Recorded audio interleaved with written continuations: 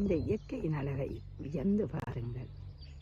அழகான தெரு, அற்புதமான புற்கள், அதன் நடுவே வீடு, அருகில் ஓடும் ஆறு, இத்தனையும் பார்த்தால் கண்ணுக்கு குளிர்ச்சியாக மட்டுமல்ல, ஒரு ஏதோ ஒன்றை இயற்கை எமக்கு தெரிவிக்கிறதை உணர்ந்து கொள்ளலாம்.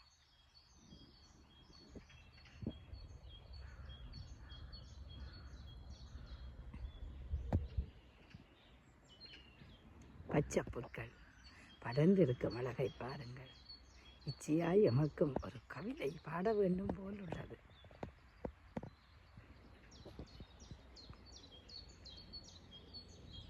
அழகான புல்வெளிகள், அடர்ந்த ஒரு சிறிய காடு, அதற்கு மத்தியில் ஒரு கிராமம், அதனூடாக அழகிய ஒரு தெரு.